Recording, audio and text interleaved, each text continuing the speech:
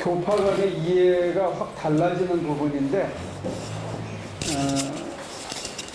로마서 제9장 특히 1절부터 18절까지 교파 간의 이 본문에 대한 해석이 상당히 달라지고 있습니다.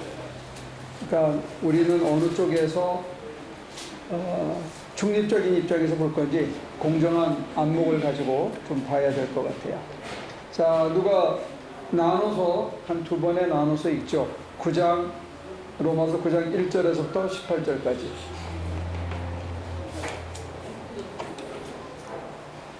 읽어주시겠습니까? 나는 그리스도 안에서 참말을 하고 거짓말을 하지 않습니다. 내 양심이 성령을 힘입어서 이것을 증언하여 줍니다. 나에게는 큰 슬픔이 있고 내 마음에는 끊임없는 고통이 있습니다. 나는 육신으로 내 종족의 내 결례를 위하는 일이면 내가 저주를 받아서 그리스도에게서 끊어질지라도 다르게 받겠습니다. 내 동족은 이스라엘 백성입니다. 그들에게는 하나님의 자녀로서의 신분이 있고 하나님을 모시는 영광이 있고 하나님과 맺은 언약들이 있고 율법이 있고 예배가 있고 하나님의 약속들이 있습니다. 족장들은 그들의 조상이요 그리스도도 육신으로는 그들에게서 태어나셨습니다. 그는 만물 위에 계시며 영원토록 찬송을 받으실 하나님이십니다. 아멘. 그러나 하나님의 약속의 말씀이 패했다고는 할 수 없습니다. 이스라엘에게서 태어난 사람이라고 해서 다 이스라엘 사람이 아니고 아브라함의 자손이라고 해서 다 그의 자녀가 아닙니다. 다만 이삭에게서 태어난 사람만을 너의 자손이라고 부르겠다 하셨습니다. 이것은 곧 육신의 자녀가 하나님의 자녀가 되는 것이 아니라 약속의 자녀가 참 자손으로 여겨지리라는 것을 뜻합니다.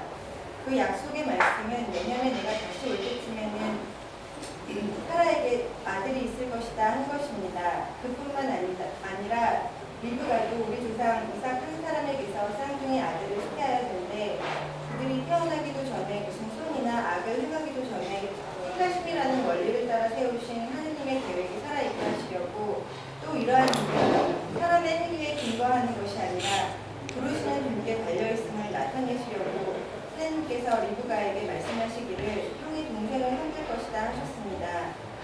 이것은 성경에 기록한 바 내가 야곱을 사랑하고 에서를 미워하였다 한 것과 같습니다. 그러면 우리가 무엇이라고 말을 해야 하겠습니까? 하느님이 불공평하신 분이라는 말입니까? 그럴 수 없습니다. 하느님께서 모세에게 말씀하시기를 내가 긍휼히 여길 사람을 긍휼히 여기고 불쌍히 여길 사람을 불쌍히 여기겠다 하셨습니다. 그러므로 그것은 사람의 의지나 노력에 달려있는 것이 아니라 하느님의 자비에 달려있습니다. 그래서 성경에 바로로 말씀하시기를 내가 이 일을 하려고 너를 세웠다. 곧 너로 말미암아 내 능력을 나타내고 내 이름을 온 땅에 전파하게 하려는 것이다 하셨습니다. 그러므로 하느님께서는 긍휼히 여기시고자 하는 사람을 긍휼히 여기시고 완악하게 하시고자 하는 사람을 완악하게 하십니다. 가장 문제가 되는 데부터 짚고 넘어가죠. 18절. 필립이 아빠가 한번 해석을 해봐요.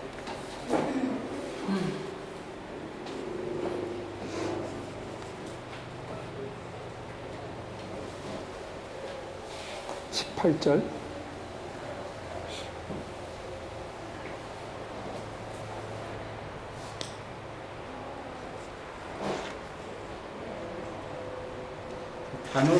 일단 단어를 잘 모르겠어요. 완악.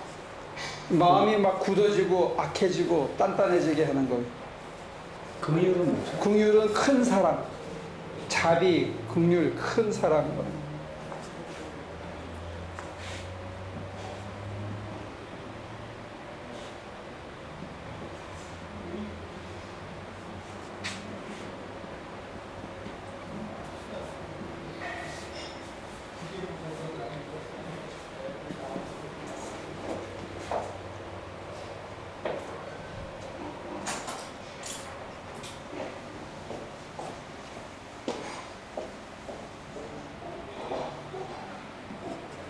이래도 되는 겁니까?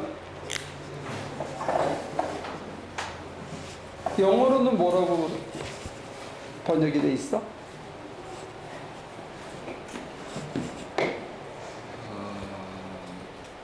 So then he has mercy on whom he desires, and he hardens whom he desires. 그가 원하는 대로 하든 또는 멀시 되는 거죠.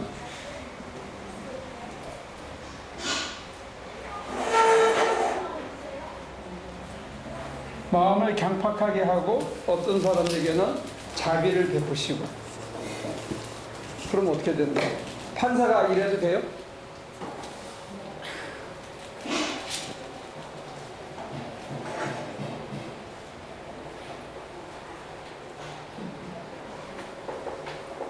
판사가 주관적인 감정이나 주관적인 판단에 의해서 형량이 왔다 갔다 하면 어떻게 돼요?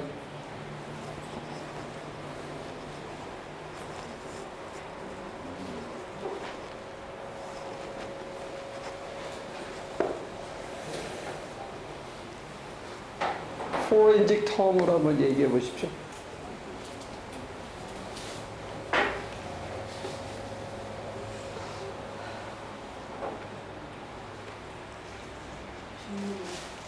응?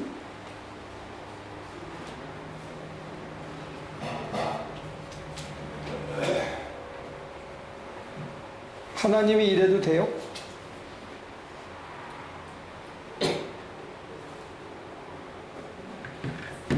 엿장수마. 어? 엿장수. 하나님이 엿장수야?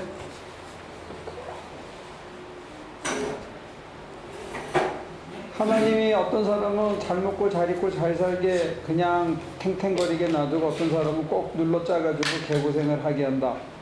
그리고 하나님 마음이다. 그러면 그런 하나님이 공평하냐 이거지. 의로우신 분이냐? 어떻게 생각합니까? 공평하다는 게 모든 사람에게 똑같이 한다는 의미에서 공평하다. 그냥 공평하진 않지만 저는 최소한 공정하다고 생각해요. 어떤 게 공정하다고? 하나님이 아니면 하나님이요. 근데 공정하신 하나님이 네.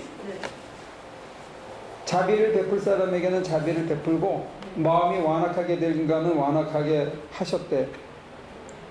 네, 그러니까 그게 공정하다. 그게 공정하다고요? 공평하진 않아요. 그러니까 누구에게나 다 똑같이. 둘이 앉아 있는데 네. 지금 저기 장순이 집사한테는 하나님께서 자비를 왕창 베푸시고 지금 지선 집사님한테는 마음을 완악하게 하셨어. 근데 그게 하나님이 하신 일이야. 그럼 그것도 공정하냐 이거지. 네, 저는 공정하다. 왜? 이유가 있어야 될 거 아니에요. 그렇게 행동하시면은 그렇게 행동하실 만한 타당한 이유가 있어야 될 거 아니냐 이거지. 그 타당한 이유가 나에게 있겠죠. 누구한테? 왜? 그 분율을 받아들일 만한 사람이 있고 그다음에 완악함을 받을 만한 사람이 하나님이 보시기에 판단하셔서 그게 맞다고 하면 맞는 거고요.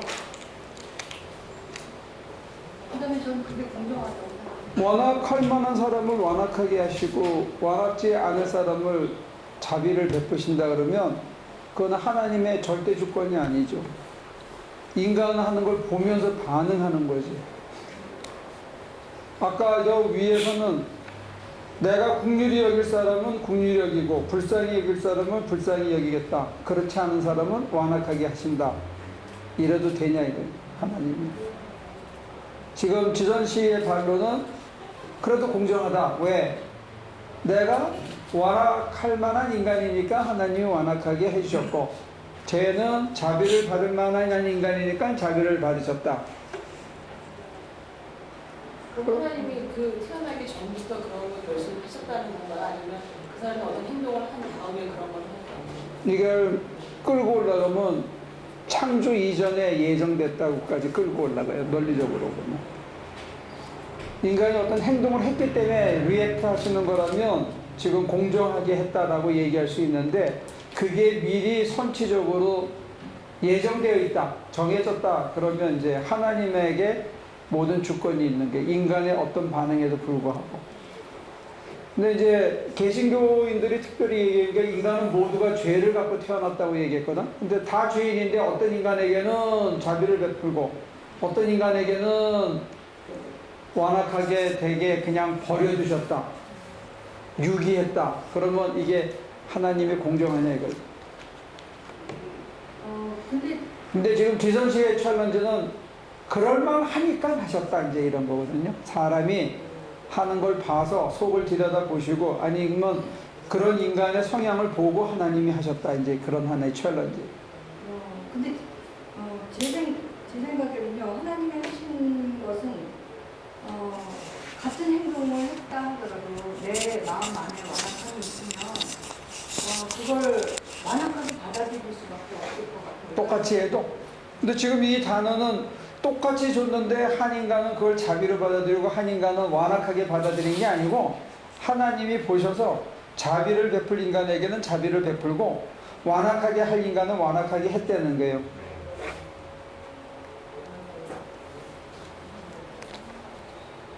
그러니까 그게 하나님과 인간과의 관계에 있어서 굉장히 상대적인 거라고 생각해요. 아니 그거는 새로운 이론을 만드는 거고 이 본문 자체는 그런 얘기는 아니다 이거. 하나님이 정해셨다는 게 어떤 인간은 장순이는 국리력이고 지선 집사는 완악하게 대했다. 완악해지도록 하셨다.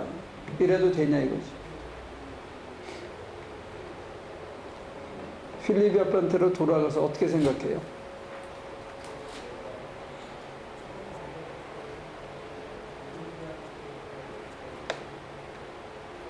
16절에 보면 네, 사람의 의지나 노력에 달려있는 것이 아니고 하나님의 자비에 달려 있습니다. 네, 그거랑 바로 연결이 돼서 얘기를 한다면 네, 저희 어떤 행동이나 그런 거에 의해서 좌우가 되는 것이 아니다라고 하는 얘기인 것 같은데 네. 저는 개인적으로는 조금 이해가 안 돼요. 안 돼? 네. 어떤 면이 이해가 안 되지? 그렇다라고 한다면 저희가 살면서 뭐 애쓰고 노력하고 이런 게 다 필요가 없는 거잖아요. 우리가 어쩌든지 간에 하나님이 알아서 그냥 다 하시는 거니까. 하나님이 그러면 아무것도 안 하는 사람이랑 조금이라도 노력하는 사람이랑 혹은 죄를 짓는 사람이랑 다 똑같이 저 랜덤하게 추리이 된다면 그거는 페어하지가 않죠. 멕시코를 2번, 3번 가서 개고생을 하는 사람이나 뺀질거리고 한 번도 안 가는 사람이나 점수를 똑같이 준다. 그러면 하나님이 페어하지 않은 거지, 그지?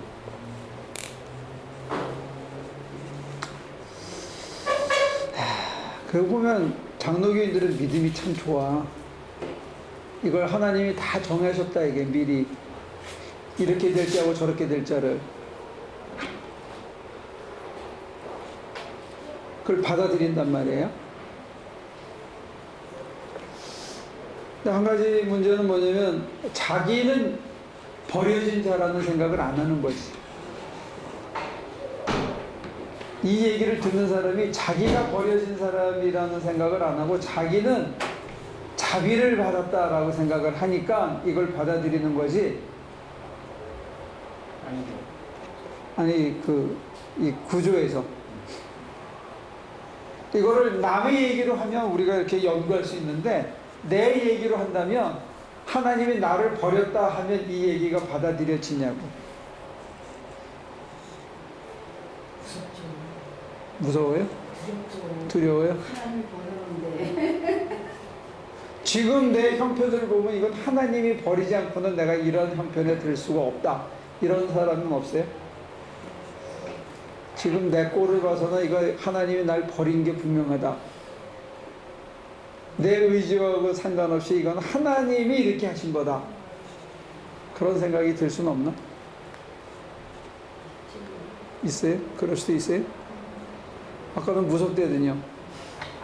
그거는 하나님이 버리고 가셨다는 거는 진짜 무슨 거죠? 네. 그렇지만은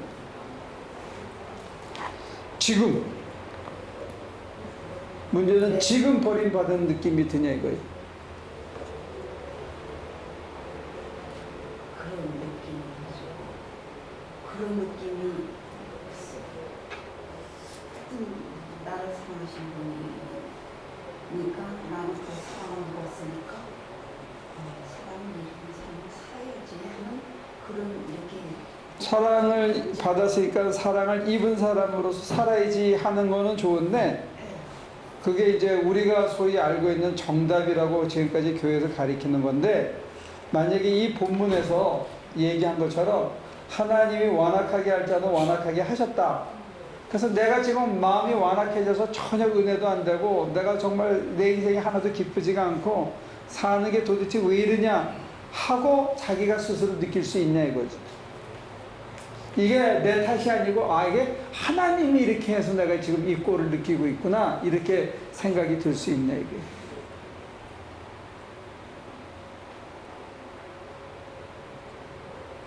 살다 보면 내 탓이 아니고 이거는 내 탓 그 이상의 무엇으로 내가 저지른 거는 요만한데 실제로 내가 겪고 있는 거는 이만큼 겪고 있는 것 같은 그런 경험은 없냐 이게.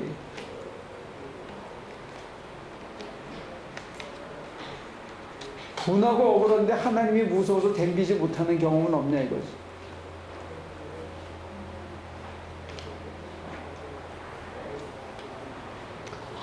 신앙을 두 가지로 우리가 구별해서 생각할 수 있어요. 하나는 객관적인 진리로서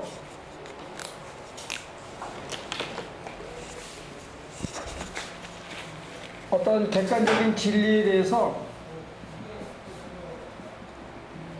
이성적으로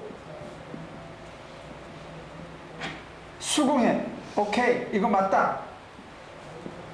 그래, 그렇지 하고 이성적으로 하는 게 신앙의 한 행태고, 이걸 reasonable faith라는데 이성을 통해서 우리가 그렇게 하는 게 있고, 하나는 내 삶을 통해서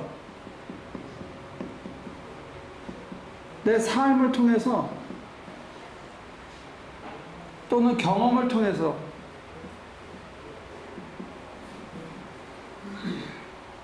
이성적으로는 수긍이 가는데 내 삶에서 내 감정이 내 마음이 그것을 못 받아들여. 이럴 순 없다. 그거 말은 맞는데 나하고는 상관없다. 이렇게 될 수도 있다는 거예요. 머리로는 다 맞아. 근데 나는 받아들일 수가 없어.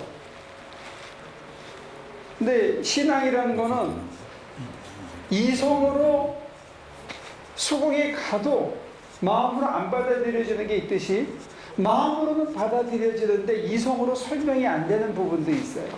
이 두 가지 차원이 동시에 있는 겁니다. 이것을 이성적인 신앙이라고 그러고 이것을 체험적인 신앙이라고 합니다. 그런데 이성적인 신앙과 체험적인 신앙이 같이 가는 거예요, 사실은. 둘 다. 근데 장로교 쪽에서는 이성적인 신앙 쪽을 강조하는 편이고 감리교 쪽에서는 체험적인 신앙을 강조하는 편이에요. 웨슬리 자신은 둘 다를 얘기를 했어요. 분명히. 했는데도 우리는 오순절 계통으로 갈수록 이쪽이 더 강조가 되고 장로교 보수적인 입장으로 갈수록 이쪽으로 이성으로 수긍하는 신앙 이쪽을 그래서 교리가 굉장히 중요하고 정통이 중요하다고 생각하는 거예요. 그래서 이것을 철저히 이성적으로 믿으려면 소위 말하는 이중예정설이 나올 수밖에 없어요. 이중예정설하고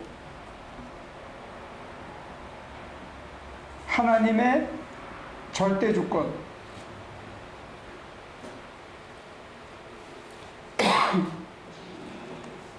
근데 이 하나님의 절대주권이나 이중예정설이라는 이 교리가 나올 수밖에 없는 것은 그 사람들의 전제가 신앙을 이걸로 보기 때문에 그래요. 신앙이란 뭐냐? 이성적으로 수긍할 수 있는 것, 이게 신앙이에요. 그래서 앞뒤가 맞아야 되는 거예요. 근데 우리는 그래 말은 맞아. 하나님이 다 정하셨어. 하나님이 모든 주권을 갖고 있어. 그렇지만 하나님이 그렇다면 무서워. 이게 무슨 하나님이 그래? 내 체험하고 안 맞아. 내가 지금까지 은혜 받고 살아왔던 내 경험하고는 이상해. 이게 이제 챌린지예요. 그러니까 이 이성적인 것을 재해석할 필요가 있는 게 체험의 바탕을 둔 신앙의 입장에서는 이걸 재해석해야 된다. 교리적으로는 이렇게 설명하면 딱 떨어져요. 왜? 성경의 기록이 그렇게 돼 있으니까. 근데 이런 하나님이라면 무섭다 이게요. 왜? 입장을 바꿔놓고 생각했어. 설명은 돼. 내가 망한 게, 내가 이 마음이 굳어져서 도저히 설교를 들어도 은혜가 안 되고 계속 졸리고 따지고 싶고 남이 뭐라고 화가 나고, 이 마음이 이거 내가 한 게 아니고 하나님이 주신 마음이다. 하나님이 나를 이렇게 완악하게 해서 나를 버리셨구나. 그래서 내가 하는 것보다 이렇게 안 되는구나. 설명은 돼. 근데 설명된다고 해서, 이해가 된다고 해서 거기서 끝이야. 그럼 나는 이제 버려지는 거야. 그러면 신앙이 주는 어떤 열매는 없는 거죠. 이걸 극복하지 못한다면 열매는 없는 거지. 그래서 체험을 얘기하고 삶을 얘기하는 입장에서는 설명만 된다고 이걸 받아들이기는 어렵다는 거예요. 우리에게는 또 다른 체험이 있어. 지금은 내가 비록 그랬지만 한때 큰 은혜 받아서 사람들이 다 사랑스럽고 사는 게 용기가 나고, 아 그래 이게 맞아 하던 때가 있었다는 체험이 있기 때문에 지금 내가 이렇다는 걸 이렇게 설명하고 끝이는 거는 받아들일 수가 없는 거야. 또 다른 소망이 여기 있다는 거예요. 그래서 이론적으로는 이쪽이 클리어한 게 있어요. 하나님이 주권을 다 가지고 있고, 하나님의 자비의 근거에서, 하나님의 의의 근거에서 얘는 이럴만 하니까 이렇게 하고 쟤는 저럴만 하니까 저렇게 해. 네가 토기장이가 토기를 어떻게 만들지 간에 덤빌 수 없는 것처럼 하나님이 이렇게 만들든 저렇게 만들든 네가 뭔데 덤벼 이러면 끝이에요. 근데 그런 하나님을 믿고 따라가기는 좀 그렇다 이거지. 그 하나님이 날 위해서 자기 목숨 버린 하나님이다 그렇게 얘기하면 더 이상해지는 거야. 그 힌트가 뭐냐면 3절을 읽습니다. 2절 3절을 같이 읽을래요? 나에게는 큰 슬픔이 있고 내 마음에는 끊임없는 고통이 있습니다. 나는 육신으로 내 종족인 내 교회를 위하는 일이 위한 내가 저주를 받아서 그리스도에게서 끊어질지라도 달려보겠습니다. 뭐가 나를 그리스도의 사랑의 줄에서 끊을 수 있냐? 환난이냐 기근이냐 핍박이냐 쫙 얘기를 이미 했거든요. 8장에서. 그런데 그 줄에서 끊어져도 좋다는 거야. 누굴 위해서라면? 육신의 동족을 위해서라면, 내 구원을 포기하고 내가 저주를 받아도 좋다는 거예요. 이게 그리스도를 따르는 사람의 마음의 중심입니다. 그렇다면 그 중심을 주신 그리스도는 어떠신 분이다? 인간을 살리기 위해서라면 하나님의 사랑에서 끊어져서 저주를 받아도 좋다 해서 매달린 게 십자가라는 거예요. 바울도 하물며 그러는데, 바울이 따르는 그의 스승이요 주님이신 예수께서는 오죽하셨냐 이게요. 그 전제 안에서 이걸 전체적인 맥락에서 봐야 되는데, 지금 16, 17, 18절만 딱 놓고 보면 하나님에게 절대 주권이 있고, 하나님이 원하시는 대로 강팍하게 할 자는 강팍해서 버리고 택할 자는 택해서 자비를 베푸시고, 이렇게 논리적인 설명에 끝날 수 있다는 거예요. 근데 그 논리적인 설명의 대전제가 뭐냐면, 그 심판하시는 바로 그분이 어떤 분이냐면 날 위해 자기 목숨을 아끼지 않는 바로 그분이다 하는 전제에서 출발한다는 거예요. 그래서 신앙은 사실은 객관적인 진리를 이성적으로 수긍하거나 내 삶과 내 감정과 내 마음에 어떤 특별한 체험이 있거나 이것에 앞서서 뭐가 있냐면, 십자가 위에서 날 살리기 위해 자기 몸 주신 예수 그리스도에 대한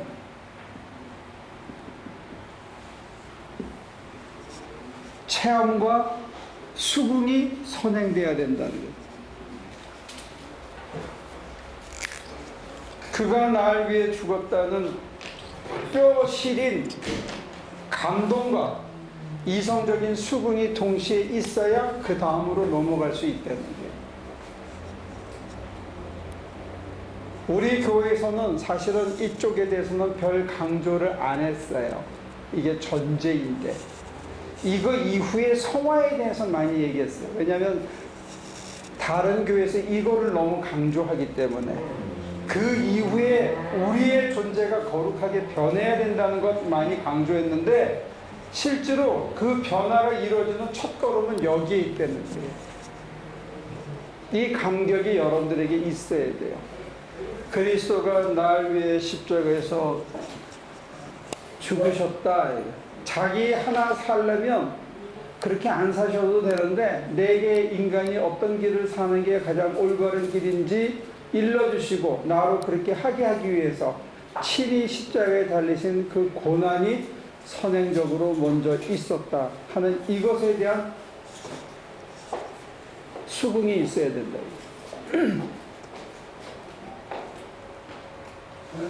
이거는 어떤 면에서는 신비적인 체험이고 이성적인 자각인 동시에 그 이성을 넘어서는 깊은 깨달음이 있어야만 이게 와닿는 거다.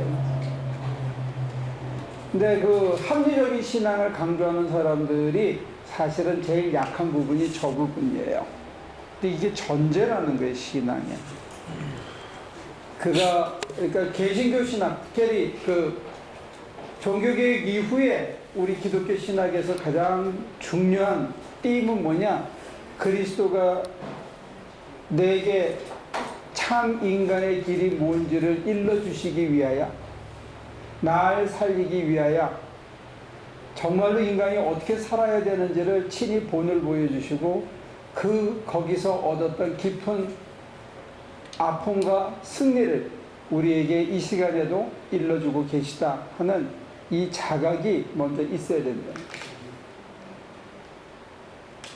이게 우리는 사실 취약해.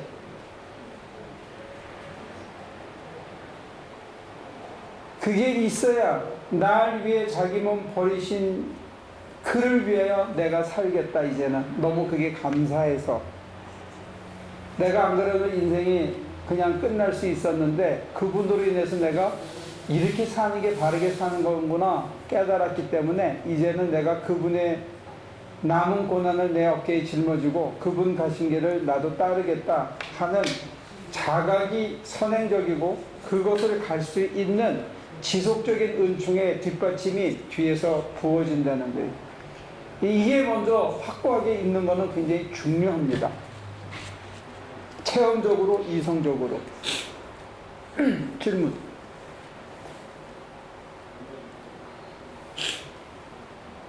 그가 날 위하여, 이게 지금까지는 대속교리로 그냥 쉽게 설명됐는데 그가 날 위해 다 해버렸다 이렇게만 되는데 그 뜻은 아니고 충분한 설명이 필요해야 되지만 어쨌든 그가 내게 인간이 가야 할 가장 온전한 길을 일러주시고 갈 수 있도록 힘주시고 이끌어 가시기 위하여 그가 먼저 나보다 앞서 십자가를 지셨다 하는 여기에 대한 체험과 자각이 있어야 된답니다.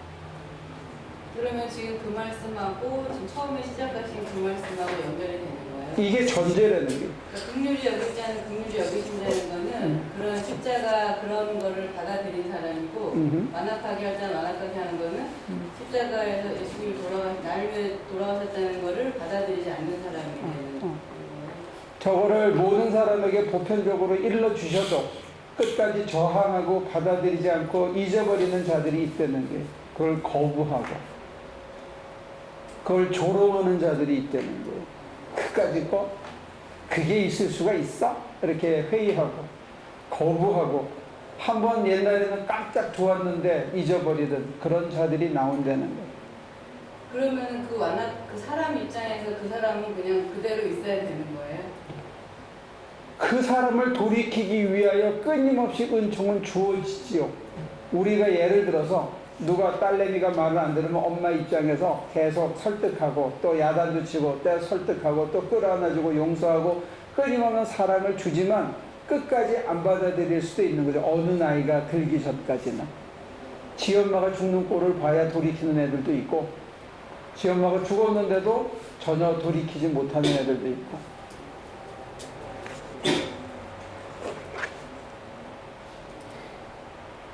기도하다 보면 불가능한 것도 그냥 변화시켜서 따라가게 되더라고요.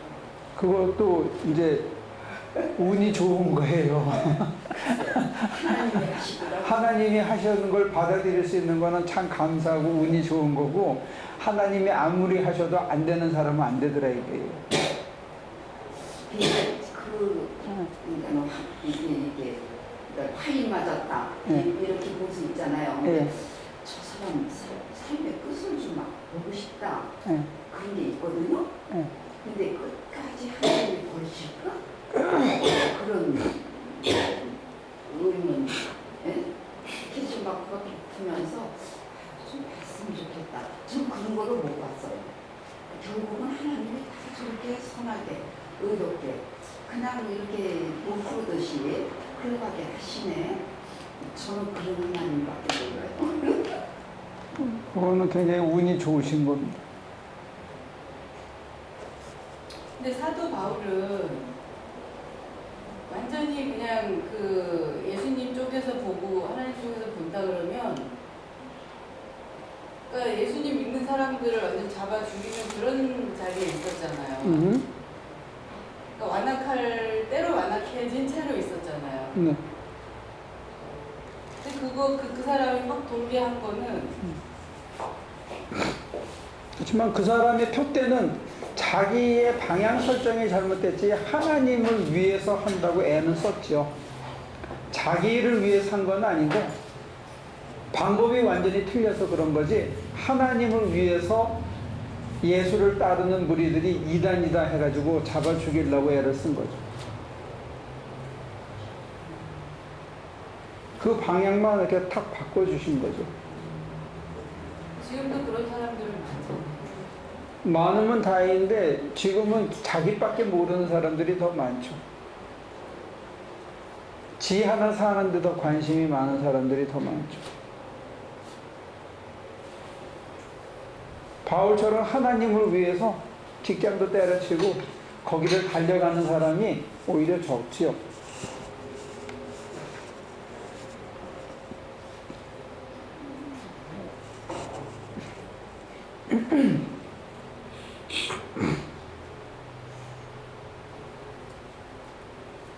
하나님은 어떻게 보여주실까요? 그 긍휼히 하시는 것과 완악하게 하시는 것. 어떤 사람은 전혀 그런 걸 받아들이지 않고 자기 멋대로 살아가지만 세상적으로는 굉장히 호의호식하고 잘 살고 장난하는 사람들이 있는데, 그렇지 않은 사람들이 있는데 어떻게 그걸 보여주시는지.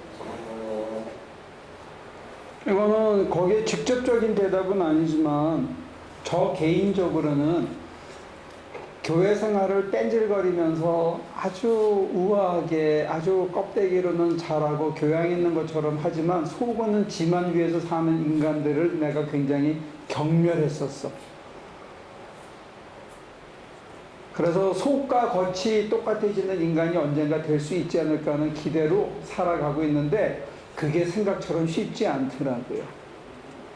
속이 거치니까 겉도 거칠게 나올 수밖에 없겠죠. 근데 저는 속에서는 별 온갖 잡다한 생각을 하면서 겉에는 싹 꾸미는 사람들은 내가 제일 싫어했거든. 근데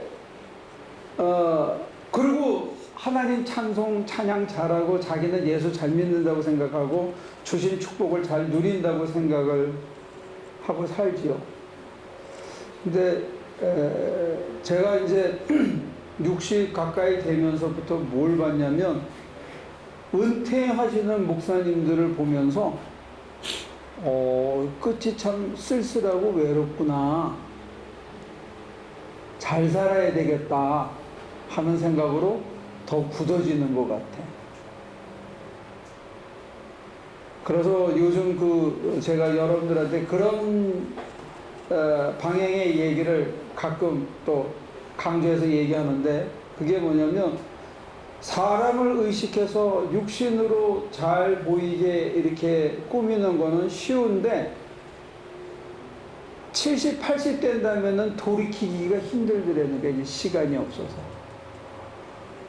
그리고 자기는 뭐 특별히 충격도 필요 없고 이렇게 챌린지도 필요 없고 너무 예수 잘 믿고 사람들에게 존경받고 이 땅에서도 넉넉하게 풍족하게 사는데 꾸질꾸질하게 사는 네가 나한테 와서 뭔 충고냐 이렇게 하고 사는 사람의 끝이 너무 황당하더라는 거예요. 제가 보면. 난 평신도들은 많이 못 봤는데 우리 교인이 작으니까. 근데 난 선후배 목사들은 많이 보잖아요. 근데 끝이 너무 안 좋아. 돌이키기가 너무 어려워. 그래서 지금이라도 잘해야 되겠다. 지금부터라도. 그렇게 저 자신을 그게 정확한 대답이 되지는 못했을 거예요.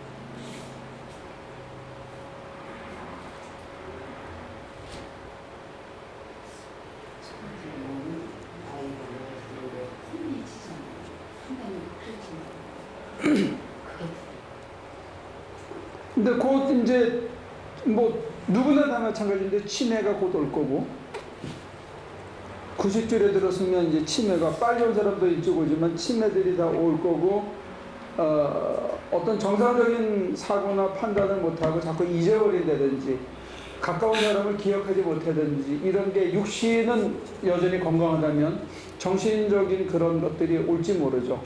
뭐 에이즈 퇴치하듯이 치매도 곧 퇴치하는 약이 나오긴 한데요. 근데 그러면 더 팽팽하게 살면 또 다른 절망적인 병이 따라오겠지. 아무튼 지금은 치매에 걸린 그 신앙 좋았던 사람들을 봤을 때 과연 그분이 그분인가 싶을 정도로 달라진 모습 앞에서 후배들을 당황하게 하시는 분들이 있다는 거예요. 그래서 잘 살아야 돼요. 잘 살아야 돼요. 겉과 속을 잘 살아야 되는 것 같아요. 그게 참 두려워요. 훈련이 필요한 것 같아요.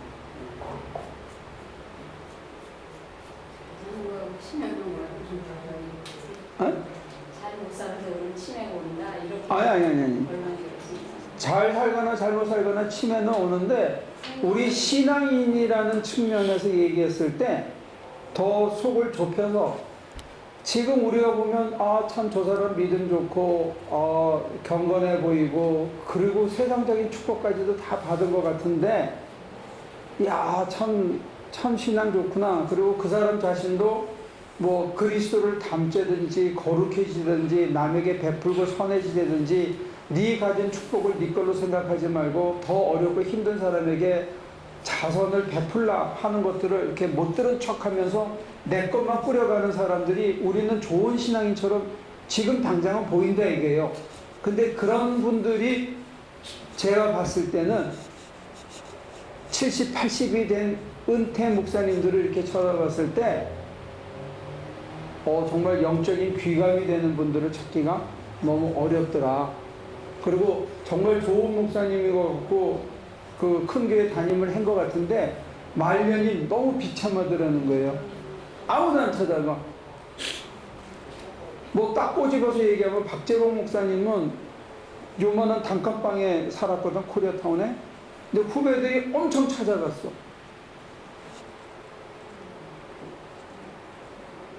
그러니까 어떤 집에 살거나 무슨 차를 타거나 그런 게 중요한 게 아니더라는 게 자기가 급할 때는. 인생이 급해지면 잘 먹고 잘 입는 사람 찾아가지 않더라는 거예요. 내 심장을 향해서 뭔가 얘기를 던져줄 수 있는 사람을 찾아가더라는 거예요. 근데 그렇게 곱게 코트 영적으로 곱게 늙는 게 그렇게 쉬운 건 아니더라는 겁니다. 영적으로 쉽게 곱게 늙기 위해서는 뭔가 한 가지를 과감하게 포기하는 게 있어야 되는 거예요. 하고 싶은 거, 먹고 싶은 거, 입고 싶은 거를 포기하는 게 있지 않고는 그게 그분이라고 해서 자식들이 다 있는데 자식들이 감리사도 하고 담임 목사도 하고 뭐 넷이나 목사가 됐는데 자기라고 해서 손 벌려서 안 살고 싶었겠냐고. 그런 유혹이 없었겠냐고. 근데 뭔가를 내려놓지 않고는 카랑카랑한 날이 새파랗게 살아있는 영적인 칼을 갖고 살기가 어렵더라는 거예요. 근데 사람들은 자기가 어려울 때는 그런 사람을 찾아가게 돼 있더라고요. 그렇게 사는 거는 싫어해. 근데 지가 죽을 것 같으면 그런 사람을 찾아가. 얼마나 역설이에요.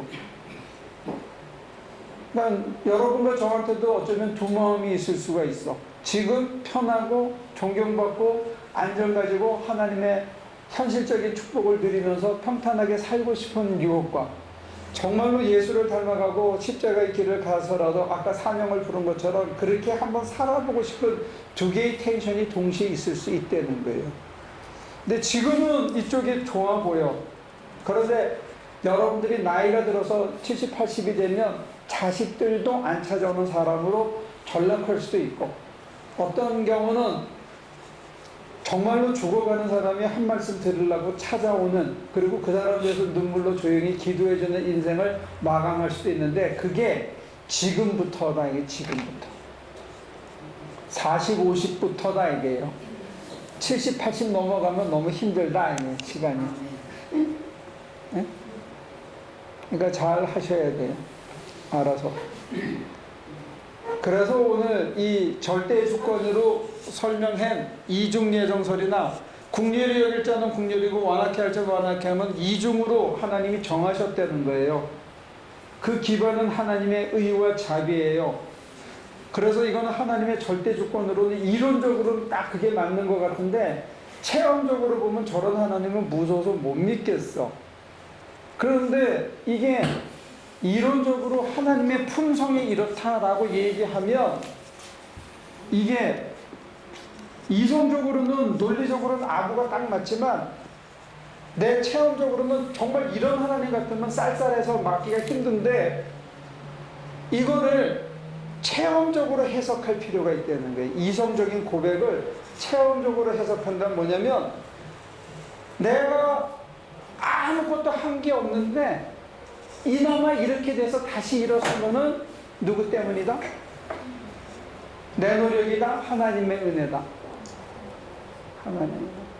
내가 이렇게 처박하게 된 거는 이거는 뭐 때문이다? 하나님께서 내 마음을 땅바닥까지 밑바닥까지 치게 한 다음에 살리시기 위해서 내가 이렇게 굳어졌다. 정말 나는 하나님이 버리셨다면 끝인데 내가 하나님을 끊임없이 거부했는데 또 살려주셨다. 하나님의 주권이 아니고서는 하나님의 능력이 아니고서는 나같이 완악한 인간이 돌이킬 길이 없었는데 살아났구나. 이게 이제 재해석이 필요하다는 얘기.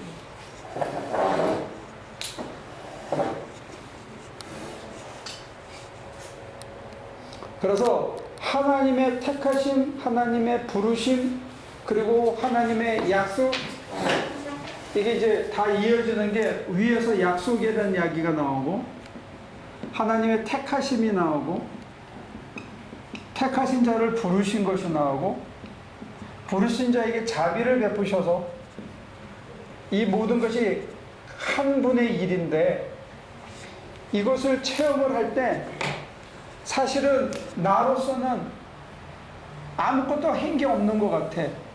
무기력하고 무력하고 절망할 수밖에 없는 이런 체험이 있는데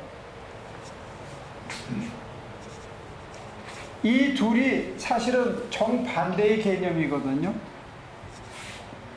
이 정반대의 개념이 하나로 묶어지는 이 둘이 인간과 하나님의 이 극단적인 것이 묶어지는 자리가 있는데 그게 어디다? 그게 십자가라는 거예요. 근데 바울은 그 십자가를 어떻게 승화시키냐면 내가 내 동족을 위하여 그리스도의 사랑의 줄에서 끊어져 저주를 받아들여라. 저주를 받아 그리스도에게서 끊어질지라도 달게 받겠다. 여기에서 승화되는 것 같아요. 여기까지 가야 된다는 거죠. 우리한테 이 마음이 생겨야 된다는 거예요.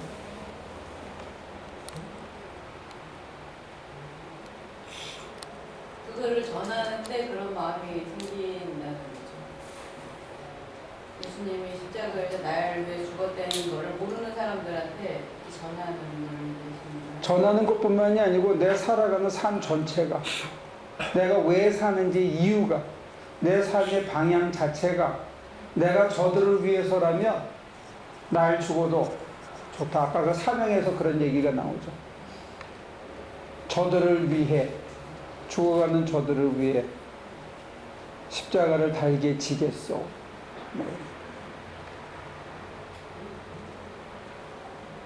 그러니까 날 위해 사는 게 아니고 널 위해서 사는 데까지 나가야 우리가 저런 삶을 살 수 있다는 거예요. 이 둘은 인간의 무력과 인간의 완악해짐과 인간의 한거가 한쪽 끝에 있고, 그런 인간을 살리시려고 애를 쓰는 하나님의 약속과 하나님의 부르심과 하나님의 택하심과 하나님의 자비가 있는데, 이 둘은 상반된 개념이에요. 화해될 수 없는 개념인데 이 둘을 화해를 시켰어. 이 둘이 하나가 되게 했어. 이 서로 극으로 가는 길을 하나로 시키신 분이 누구냐면 예수 그리스도가 십자가에서 시켰는데, 오늘 우리가 그 삶을 살아가야 된다는 거예요. 이게 얼마나 어려워.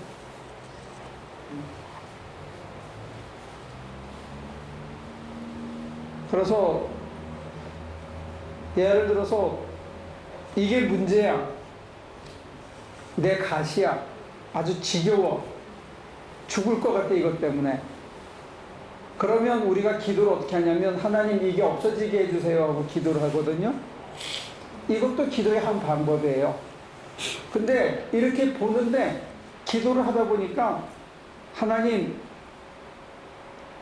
지겨워, 괴로워, 날 핍박해, 내가 이것 때문에 죽겠어. 근데 어느 날 기도하다 보니까 이것 때문에 내가 하나님의 은총을 더 받아들이고, 내가 얼마나 완악한지를 받아들이고, 이걸 통해서 하나님께서 내가 남을 사랑하는 사람으로 변화시키기 위한 하나의 하나님께서 마련하신 무대장치야. 이걸 통해서 나를 다듬어 가셔 라고 만약에 자극하게 되면 어떻게 해요? 더 구체적인 단어로 쓸게요. 가난이 싫어. 자학을 잃었어. 싫어. 사람들이 날 막 욕을 해. 억울해. 싫어. 그런데 지금 내가 가난해졌기 때문에, 내가 자학을 잃었기 때문에, 사람들이 나를 모함하고 욕하기 때문에, 내가 그걸 통해서 십자가의 아픔을 이해하고, 내가 그걸 통해서 관용을 배우고, 내가 그걸 통해서 다른 사람을 품을 수 있는 장치라고 만약에 눈이 해가닥 바뀌면, 이게 좋은 거예요, 나쁜 거예요? 응? 좋은 거예요? 나쁜 거야. 나쁜 걸 통해서 인간을 변화시키는 거라니까. 그래서 내가 변화되면 이게 뭐가 되는 거예요? 이게 여러분들 이게 안 보이죠? 여기. 이게 보여요? 제가 한 13년 전인가 10년, 거의 10년 됐다. 무식하게 선반에다가 이렇게 뭘 푹 자르면서, 이 선반이라는 게 뭐냐면 테이블 소인데 그 밑에 톱날이 이렇게 가는 거예요. 근데 거기에 이렇게 그 나무를 대고 톱날을 향해서 이렇게 쭉 갔어. 이거 잘 피해서 가야 된다. 그래서 지금도 선반을 쓸 때는 무지하게 조심해요. 이게 이 상처가 아이 하는데 아득해 정신이. 내가 뭐 총에도 몇 번 맞아보고, 여러분들이 알다시피 뒤어보기도 하고 했는데, 지금까지 했던 것 중에서 제일 아팠게 사다리에서 떨어진 거하고, 그 다음에 여기, 그러니까 건축일하면서 제가 여러 번 다쳤어요. 근데 이게 제일 아팠어. 하얗게 뼈가 보이더라고, 깊이 패여서. 그걸 이제 항생제 먹고 이렇게 뭉쳐가지고 억지로 고쳤는데, 그 선반이 나쁜 놈이에요, 좋은 놈이에요?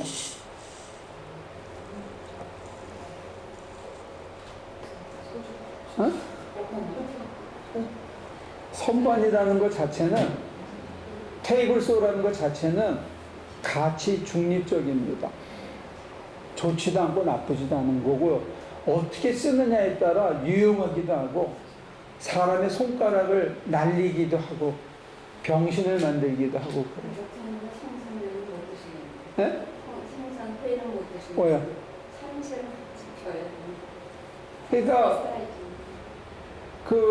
우리에게 다가오는 어떤 고통이나 결여나 모함이나 이런 것 자체가 우리는 그게 싫고 거북하고 없었으면 좋겠다고 생각하는데, 그거를 어떻게 받아들이고 어떻게 활용하느냐에 따라서 그게 우리를 더 풍성하게 할 수도 있다는 거예요. 근데 우리는 우리에게 달콤하게 할 때는 받아들이고 우리를 아프게 할 때는 우리가 거부한다고요. 이것도 필요하고 이것도 필요해요. 사실은 우리를 다듬어 가는 데 있어서, 특히 영적인 훈련에 있어서 4번째 단계, 5번째 단계에 들어가면 하나님이 안 보여. 하나님 부재의 경험을 한다고. 그래서 우리에게 기다림을 가르쳐요. 하나님의 은혜 외에는 아무것도 기다리지 않는 기다림을 가리키면서 사람의 영혼이 정결해져요. 세상 그 무엇도 우리를 충족시킬 수 없다는 것을 하나님 부재 경험을 통해서 경험하게 돼요. 근데 많은 사람들이 거기서 실패해요.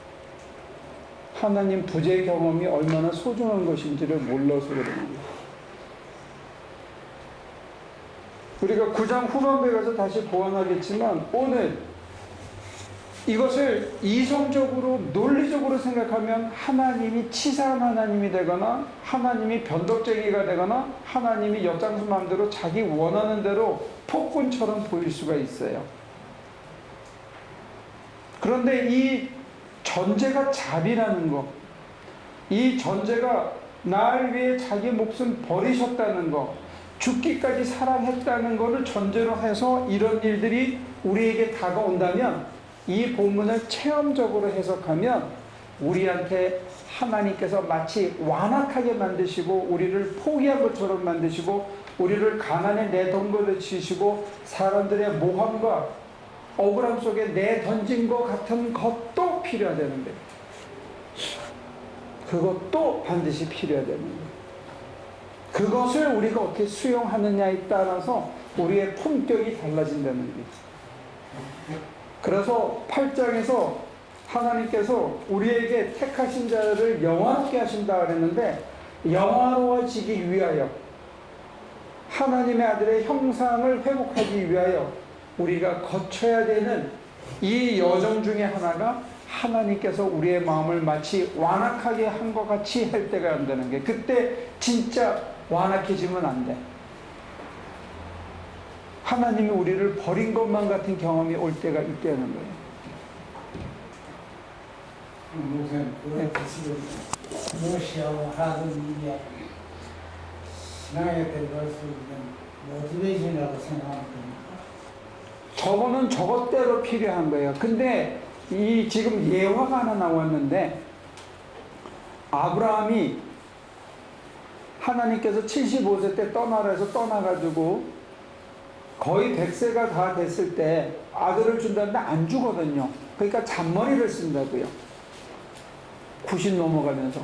그래서 사라가 시키는 대로 이렇게 잔머리를 써가지고 인간적인 택틱을 써요. 방법을. 하나님의 방법을 기다리는 게 아니고 인간적인 방법을 써서 아들을 하나 얻어요. 이스마엘을. 그런데 하나님은 그거가 아니라는 거죠. 그래서 나오는 단어가 약속입니다. 약속의 자녀가 택한 자녀라는 게. 근데 이게 사람이 20년을 기다리면 돈다고요. 그걸 못 기다리는 거예요. 그때 우리가 완악해지지 말고 실망하지 말고 스스로 포기하지 말고 그 기다림이 필요하다는 거예요. 근데 하나님께서는 우리의 완악해짐까지도 쓰죠. 어떻게 쓰느냐? 까불지 못하게 하는 거예요. 궁극적으로는 하나님이 하신다는 걸 보여주심으로 인해서 네가 까불고 앞서서 네 계획대로 해서 나온 열매의 결과가 뭐냐 하는 걸 보여주시죠. 근데 우리는 표대가 뭐냐면 아들을 주세요. 내 자손이 모래처럼 많아지게 해주세요. 이게 우리의 기도고, 하나님은 그런 오랜 기다림 속에서 아브라함을 하나님을 닮은 인간으로 변화시키는데 목표가 다르다는 거예요.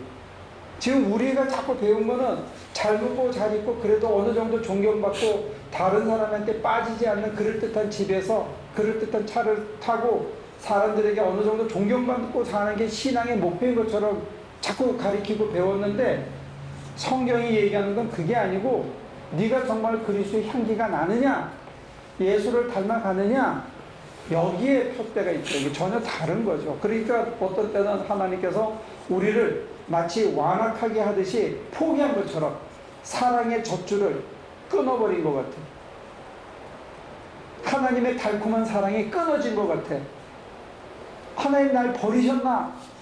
이렇게 만들 때도 온다는 거예요. 근데 그것마저도 하나님께서는 사용하셔서 우리의 영혼이 하나님 외에는 아무것도 기다리지 않는 맑은 영혼으로 변화되기를 바란다는 거죠. 이게 이제 전혀 다른 겁니다. 근데 완악하게 할 때 하나님이 나를 버린 것 같다라고 하는 거는 저의 생각인 거고, 판단이고. 완악하게 할 때는 정말 하나님 그렇게 하신 거가 맞죠. 예, 그렇게 하시기도 한다는 거예요. 예. 예.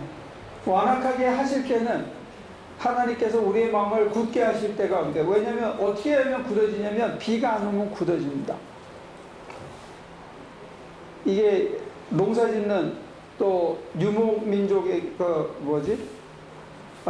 목초를 찾아서 다니는 그 목축업을 하는 민족에게 쓰여진 글인데, 유목민들에게 쓰여진 글이니까 비가 안 오면 풀은 마르고 땅은 굳어지는 거예요. 자비를 계속 부으시다가 다 용서하시다가 뭐든지 텐도하게 받아주시다가 어느 날 딱 끊는 날이 온다니까 미치는 거예요. 하나님 부재를 경험하는 게, 도대체 하나님이 내 삶에서 어디 가셨느냐 할 때가 온다는 거예요. 그 기다림을 배워야 되는 거예요.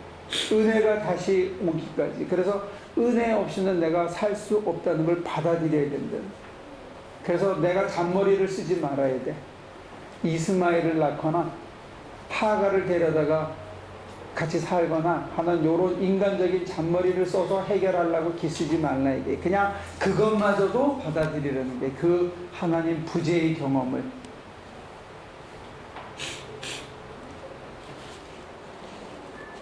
어렵죠? 그러니까 여러분들을 개망신시키면 어떻게 된다?